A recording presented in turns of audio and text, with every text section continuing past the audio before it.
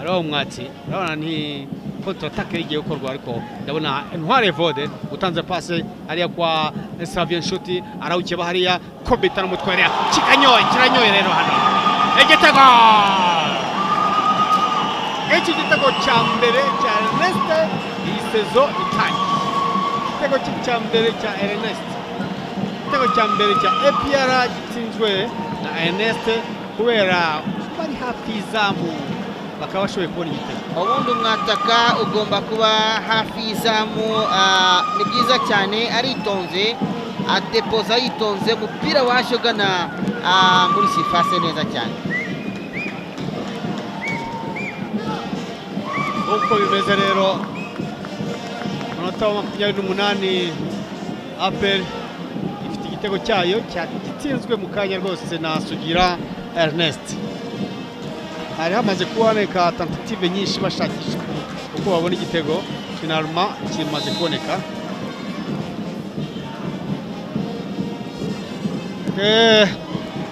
Nabona uburyo cyagezemo, umupira utewe na Mangwende ku mutwe yalaginyira mu katrebe. Nibyo ni lag yari uteye, ukibaza bari abadefenseri bakoraga icyari.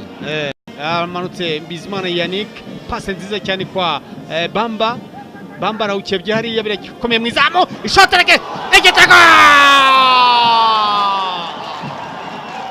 cyo kwishyura ngaha cya Yusuf Habimana ku mipira ku makosa agiye agaragara imbere y'izamu ya APR Football Club. Muhanga yise yishyura igitego ngaha gitsinzwe na Habimana Yusuf kuri passe nziza bagiye bahererekanya, hanyuma bari birunze abakinnyi benshi muri APR mu izamu, nta kindi gikozwe uretse Yusuf kunyegageza inshundura ku munota wa 40. Ku munota wa 40 Yusuf Habimana akaba amaze kwandika igitego, tsinze igitego cyiza, kimwe kuri kimwe kugeza ubu ngubu. APR kimwe AS Muhanga kindi. Arerekana uburyo pira watewe ugarutse habayeho kwitsinda kwa APR kuko yawuteye.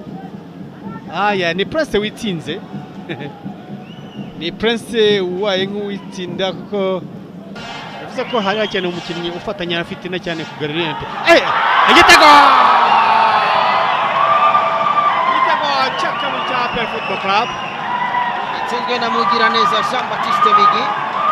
Ibyo nakubwiraga ngo bagomba kwitondera ikipe ya APR FC ku miterekano kuko niko bigaragara ngaha ko barimo barabaha umwanya cyane. Aho ukaba ari Migi utsinze igitego hano cya kabiri.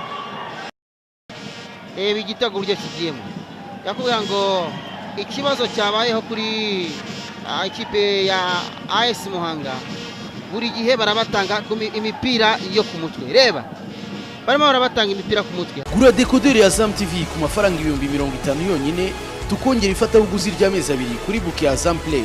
Ushobora kandi kugura abonnement ukoresheje MTN Mobile Money, Airtel Money na Tigo Cash, ndetse no kubaduhagarariye mu gihugu hose. Azam TV, imyidagaduro kuri bose.